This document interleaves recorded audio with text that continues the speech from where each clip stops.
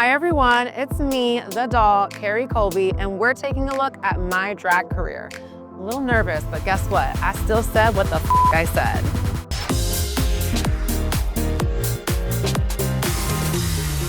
Let me just start by saying season 14 is a little hard for me to watch just because I was really new. I was really new to drag. I just started doing drag in 2019. So I was very, very unseasoned. And I also wasn't a fully blossomed doll. I wasn't this girl that you see here. So there's a lot of times when I watch, I'm like, ugh, but we're gonna have fun doing this.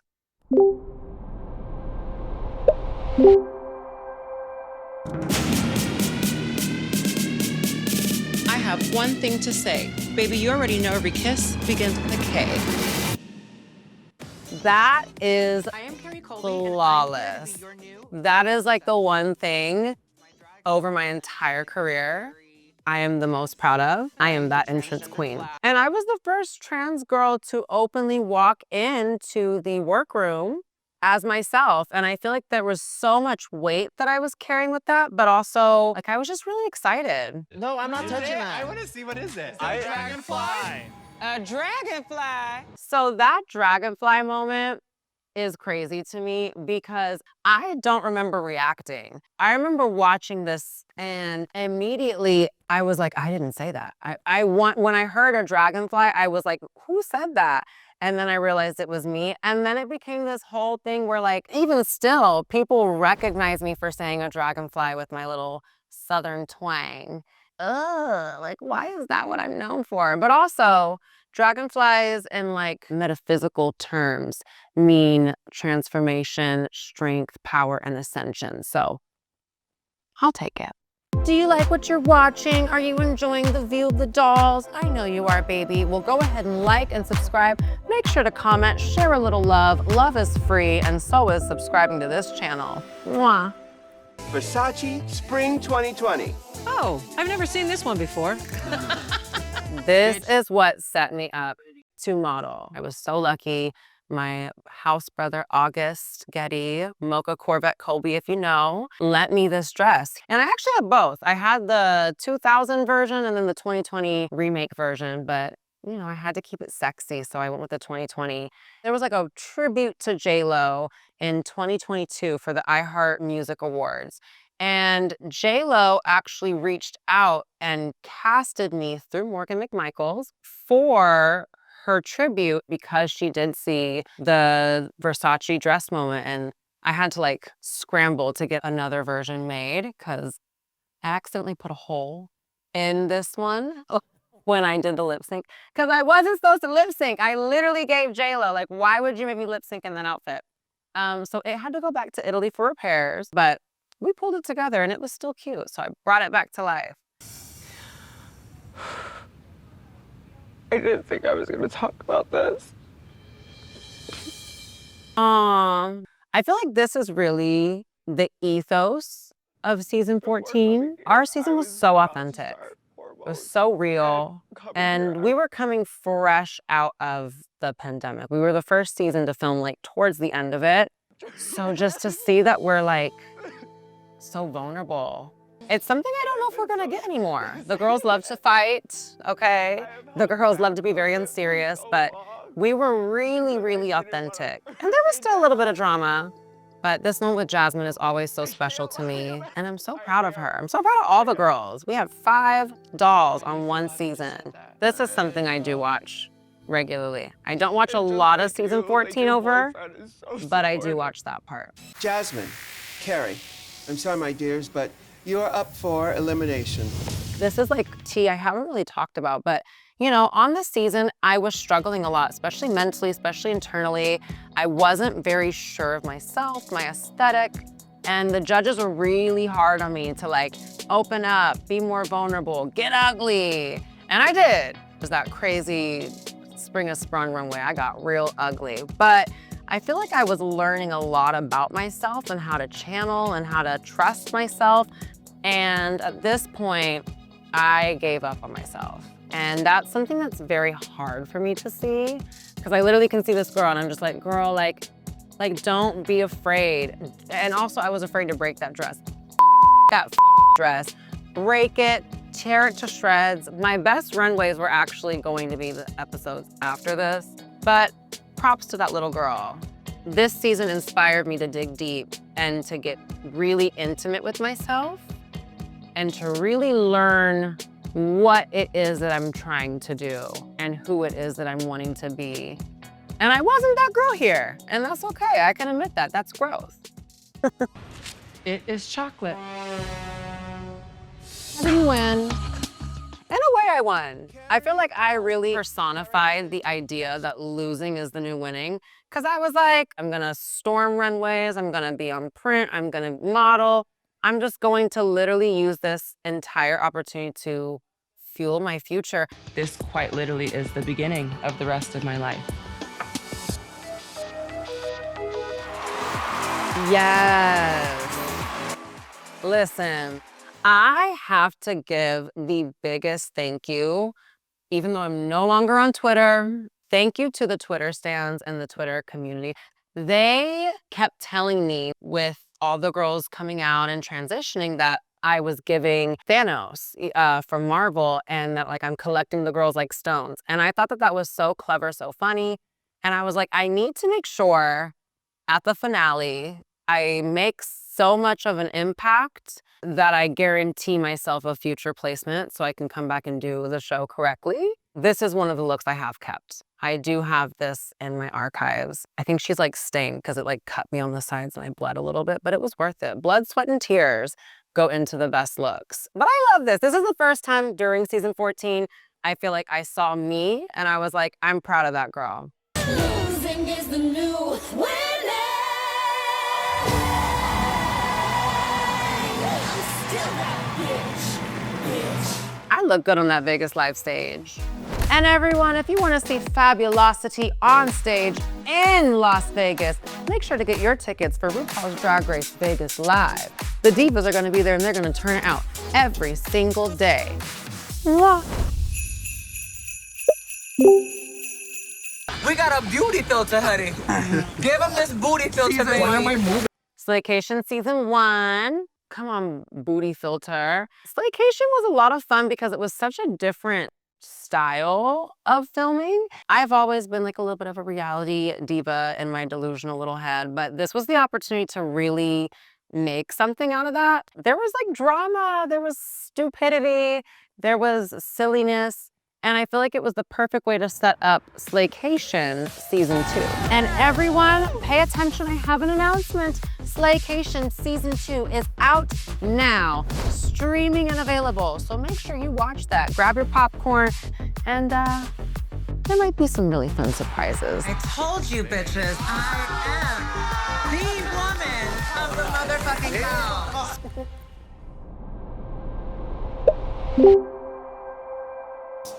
Here we go. This is a label whore Honey. who knows how to score. The diva's back. From season 14 is here to play. I took my notes. I went to the drawing board and I was like, what do I want to do differently? And the answer was everything. 'Cause I feel like season 14 motivated me to like do better, be better, connect more with myself. When I see season 10, it reminds me to like step up to that level that I brought to life for that, because I gave everything I had. And it was kind of like my Hail Mary. I was like, I want to continue to work in the industry. I want to establish myself as like actually being eligible for a legendary status. And I see it. I see the fire. I see like the revamp. I see the 2.0. And usually the second season or second takes of things are not as good. But in this case, I ate that. Y'all let them walk you into that. I did let them walk us into that. Every part of this is all just I ate. Even this part, I still ate. That is some You're just gonna fully your friend over? This moment, and let's not send any hate or negative energy to Mistress and Georges. The season's over. What happened, happened. It was great TV, great drama. But I will say, I think the reason I took it so hard is I know she has a reputation. I know that she has an aura from 25,000 miles away. Do not trust this bitch. She's gonna do something shady. But my thing was like, I actually like her. I actually respect her. I actually really with her tenacity. We both have that very survivalist mentality. And so I was telling her, I was like, you know, like, let's go into this, like, making great TV and being divas and like, listen, like, I respect you. I want to be a friend of yours. And so she was telling me, sister, we're gonna be in alliance. I got you. It's the Texas girls. We're gonna have a good time. We're gonna make great TV. And so she never lied. That's the thing about Mistress. Like, you can never say she lied. She just left out that the whole reason she was gonna make great TV is because she was going to play in my face and make me look the absolute fool the whole season. And I was not expecting that. So it definitely threw me for a loop. I kind of felt like I was back in like TV hell for a bit. But I did crawl out of that. And I think that it lit something in me to be like, I don't give a who's messing with me. I remember being in my hotel room being like, okay, what I'm not gonna do is what I did on season 14, and that is give up and be like, it's over. We're gonna fight, and I'm going to put my best out there. And if I don't make it, hopefully I come back. And well, you know, the rest is history. Kerri Colby. Now listen, to y'all unseasoned boiled chicken bitches out there that have no flavor and don't understand what rapping is and only understand Sesame Street, I have a bone to pick with y'all. Because like, it's one thing to not like my style or whatever, but one thing you cannot say is that I did not roast. Because how did you not comprehend that I was shading people? I don't need to name your name to shade you. I'm shading y'all right now. And a lot of people, I feel like, gained respect for me from this, and that is what I choose to take away from this moment. Face the charms. Like, I have so much fun. Every time I see All Stars 10 stuff, I'm just like, she better, she ate. I actually have to give a little shout out. So one of the reasons that I vote for Tina for the MVQ point to go forward, there was a reason I did that. And it wasn't just to spite Mistress. It's because if you notice the dress here, that is my season 14 reunion gown. And I brought it with me, and I was talking to Tina. We were trying to coordinate our outfits. We wanted to give Hooker, and she fully cut and re-sewed and remade my gown into something fun for this challenge. And she did it overnight before we went to film the next day. It was very, very selfless of her. It was very, very big sister energy of her. And I really respected that. So that is why she got my MVQ point. She earned it.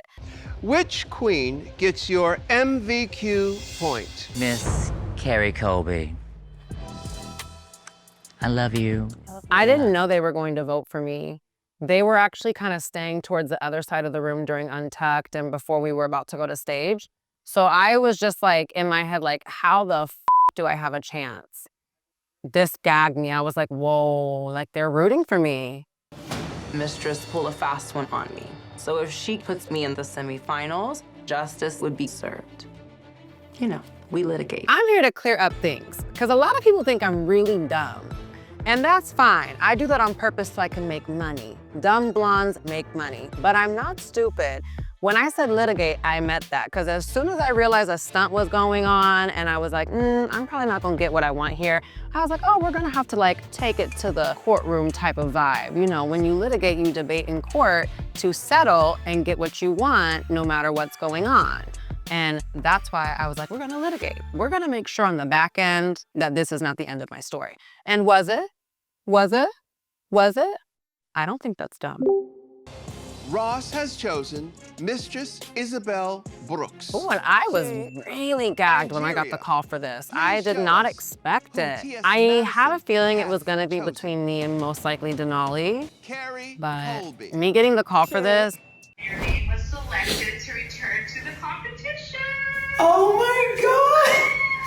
Oh my God, thank you. I like literally cried, and I'm not a crier, but that like made me feel really good because I was like, damn, like people believe in me.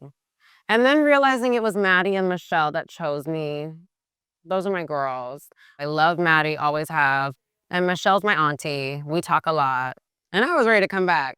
The only girl on All Stars 10 to have a what entrance line?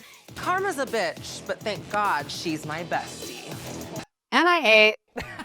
The diva won the lottery card, honey. Fun fact about this outfit for the confessionals. This is Detox's Mugler suit that she entered the workroom in on All Stars 2. You know what? I'm not gonna skip through this lip sync because this is the one lip sync so far that I'm actually very proud of. I twirled, and my goal was to twirl and to earn the ability to be seen and respected as a performer on stage, and I did that. I feel nothing but gratitude because the judges said bring the doll back to life. And I feel like I got all the redemption that I was hunting and searching and craving and needing. Craving and needing is a great way to wrap this up because I know you're craving and needing to see more of me. All I can say is like, well, yes, I am very proud. And I couldn't always say that. And that's a testament to any of you girls, boys, they, thems watching. If you feel like you're not where you want to be right now, that's okay. Pick your ass up, do the work, wear yourself out, give it all, commit. Sell yourself to your fantasy. Because if you keep at it and you become humble and you become a forever student, forever learning, forever evolving, you will get to a point where you look back and you're very proud. And I have nothing to give myself but 10s. And that's a very hard thing for me to do. I do tend to be very hard on myself. So very, very happy with that. Very Colby.